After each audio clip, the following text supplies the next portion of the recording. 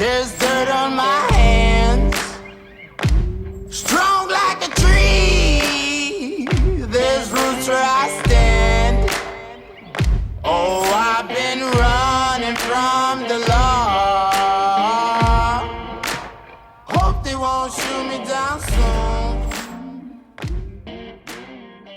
Die Affensteine sind für mich das Herzstück der sächsischen Schweiz. Sleepless night. Try to catch me howling at the moon. Ja, und mitten in diesen schwarzen Sandsteintürmen steht der Nonnengärtner. 60 Meter hoch, 8 Meter breit, eine riesige gelbe Säule aus Fels.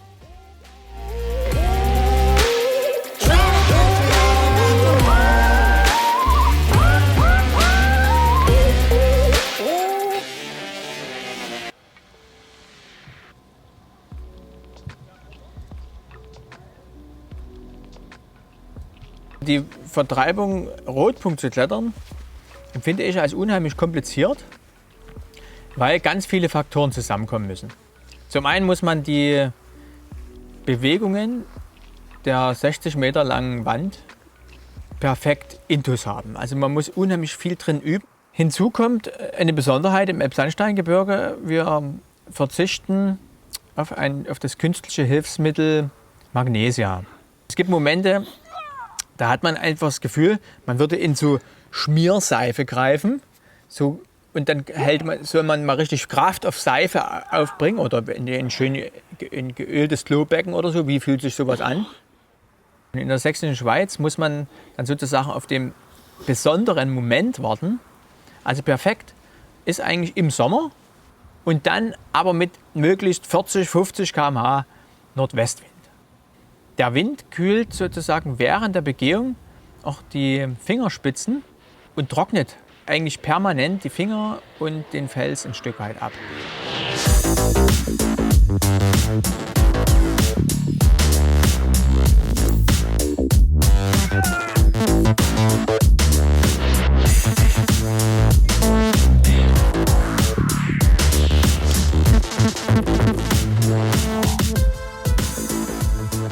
Die Erstbegehung war eigentlich ein großes Fest. Wir waren insgesamt an die 20 Leute, die da irgendwie motivierend mit dabei waren. Und unser Ziel war, dieses Projekt an einem Tag zu beenden. Also wir wollten früh einsteigen und möglichst am Abend sozusagen auf dem Gipfel oben stehen.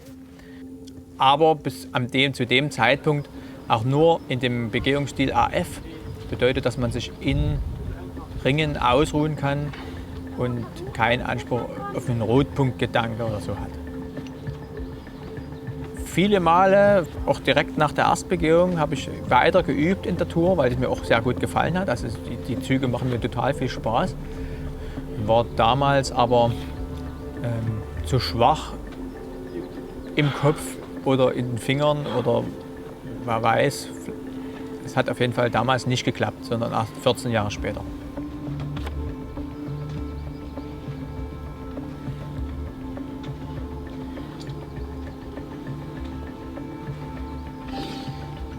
Die Tour hat verschiedene schwere Passagen. Die erste schwere Passage ist eigentlich schon bis zu dem ersten Absatz zu kommen, die erste Seillänge.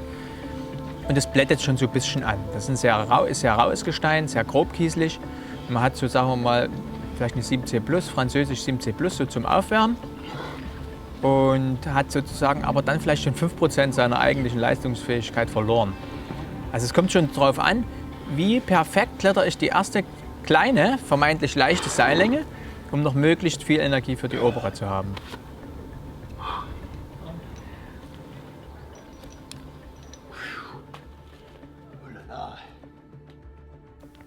Ja, und dann die obere startet eigentlich mit so einer recht moralischen Stelle. Wenn man da fällt, fällt man ungefähr so 10 bis 15 Meter weit. Und in so einem Moment muss man dadurch entsprechend trotzdem locker sein, um an der ersten Schlüsselstelle auch mit viel Kraft noch anzukommen.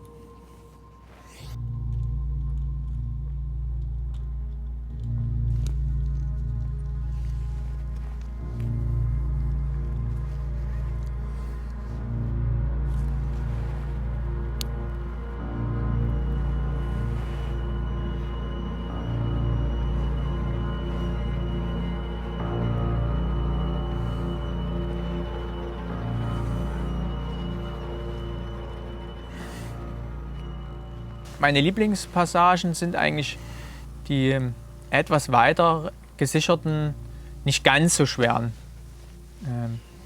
Teile, weil man da auch ein Stück weit genießen kann.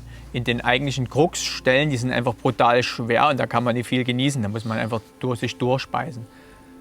Da ist zum Beispiel eine Stelle, da habe ich so einen Schultergriff und dann muss man mit dem Daumenballen so einen ganz seichten Sloper drücken, um den rechten Fuß hochzustellen. Das kann man anders machen, aber die Passage hat mir so gut gefallen und habe die auch so perfektioniert irgendwie, dass die auch sich mit Leichtigkeit machen ließ, obwohl sie so kompliziert ist.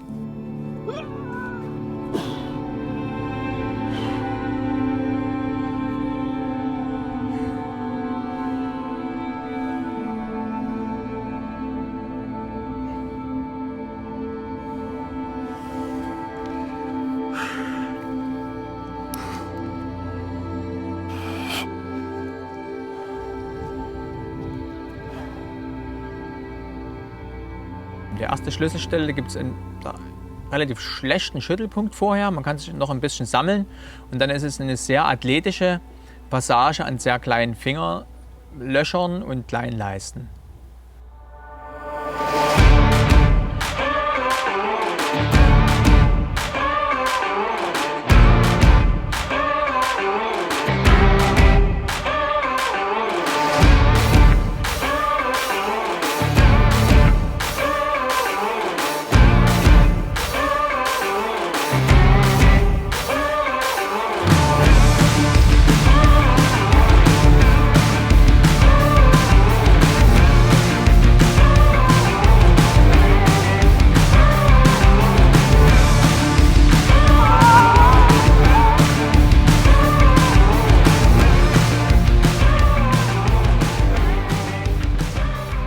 Und dann folgt eine Passage, die wieder ziemlich moralisch ist, weil man sehr weit nach rechts geht, weg vom Ring klettert und einen großen Pendelsturz riskiert.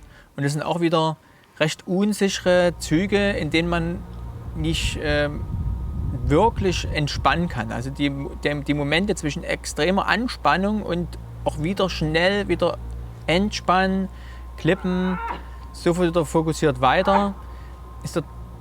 Das war eigentlich für mich so eine Schlüsselpassage, eigentlich die leichteste Passage in der Tour, aber die moralischste, die so effektiv und perfekt zu klettern, dass ich an der zweiten Schlüsselstelle, die dann für mich die härteste Passage war, dort überhaupt noch Kraft zu haben. Und ich bin ganz oft in die zweite Schlüsselstelle reingeklettert und habe mich dort gefühlt, wie als würde mir einer einen Stecker ziehen, Strom alle und keine Chance, nur irgendeine Bewegung weiterzumachen. Und das war schon am Anfang ziemlich frustrierend, weil ich immer gedacht habe, wie sollst du denn hier jemals drüber kommen? Ich bin also etliche Male in die Schlüsselstelle reingeklettert und dann war keinerlei Energie mehr da. Und das hat eigentlich auch mit diese Bewältigung dieser Angst, mit Leichtigkeit umzugehen und entspannt zu bleiben, das war der Schlüssel, dass ich in der zweiten Schlüsselstelle, welche noch kleingriffiger ist, entsprechend noch Kraft hatte.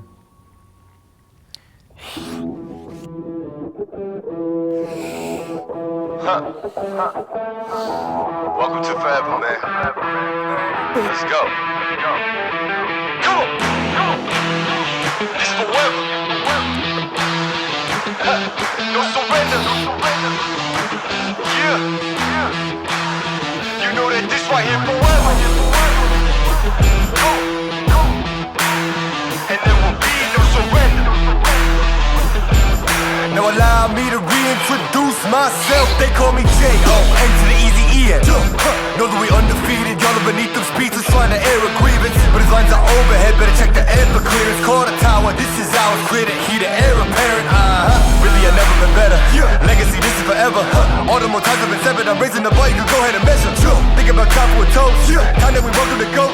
Yo, we're just leaving. I think about time that somebody go get them their coat. You know I got all that anthem. Come back in. What you call that add-on? Got anthems and bands. Wenn man dann die zweite Schlüsselstelle geschafft hat, kommt man dann in eine leichtere Passage. Man hat keine richtige Schüttelposition, aber man kann sich in leichterem Gelände etwas runterbringen. Und dann kommt ein sehr sagen wir mal, schwach gesicherte Rissspur aus den 80er Jahren, die dann nochmal so das i-Tüpfelchen oben drauf bringt. Also moralisch extrem anspruchsvoll, weil schlecht gesichert an Schlingen zu klettern und auch eigenartig unsichere Fingerrisskletterei ganz zum Schluss.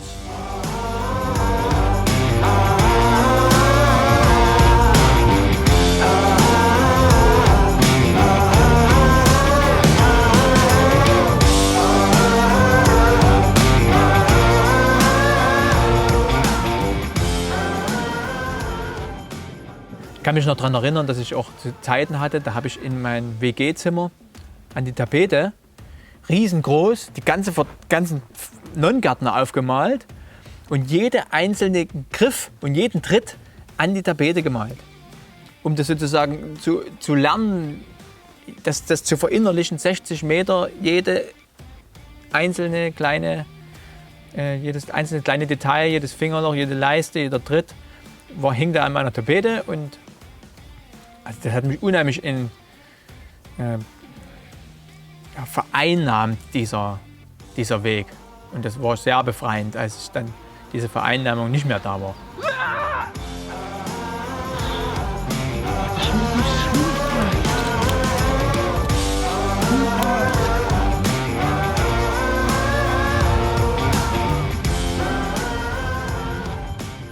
Ich kann auch noch nicht so richtig nachvollziehen, wie ich eben an den vielen Passagen hängen geblieben bin, weil die oberste Schlüsselstelle dann doch ziemlich lang ist. Da habe ich öfters das Gefühl gehabt, jetzt jeden Moment abzufallen, aber irgendwie bin ich dann doch kleben geblieben. Ich habe schon das Gefühl, dass dieser eine Tag, an dem die Rotpunktbegehung geklappt hat, ja, ein ganz besonderer Tag war, wo ich vielleicht ein Stück weit schwerer klettern konnte, durch welche Umstände auch immer, als wie es zuvor gewesen ist. Also ich habe kaum das Gefühl, dass ich wirklich viel schwerer klettern könnte. Das ist auf jeden Fall in meinem absoluten Grenzbereich. Die Wand, die hat ja wirklich mich über viele Jahrzehnte begleitet. Und das ist so ein Projekt gewesen, was immer wieder auch innerlich an mir genagt hat. Warum kannst du das denn nicht? Warum kommst du dort nie hoch? Weißt du, tu doch mal wirklich trainieren, dass du dort hochkommst. Das beenden. Und das beendet zu haben, war unheimlich befriedigend und befreiend auch. Also dass das jetzt, dass man den Haken daran machen konnte und das war schon echt besonders.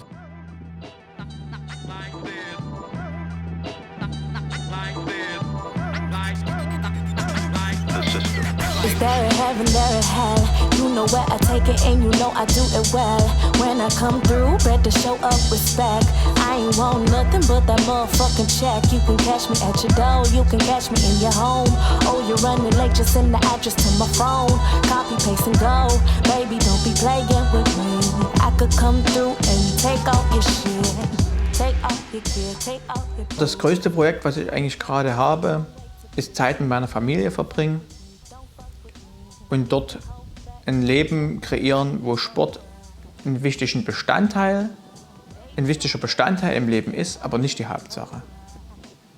Es ging nichts übers Klettern. Viele Jahrzehnte ging nichts übers Klettern. Klettern war das absolut Entscheidendste und hat auch bestimmt, ob ich glücklich oder unglücklich bin. Und das merke ich, dass das nicht der richtige Weg für meine Zukunft ist, sondern dass die Basis eine andere ist, über die man genauso und noch glücklicher sein kann. No more time wasted. If you keep running, just stay on your toes. You know I don't play by the rules. If you fucked up, one's got to go. You ain't never gonna catch me sipping ball. Got to stay in your lane. Better know where you are, why you came. When it comes to the pain, don't just stray.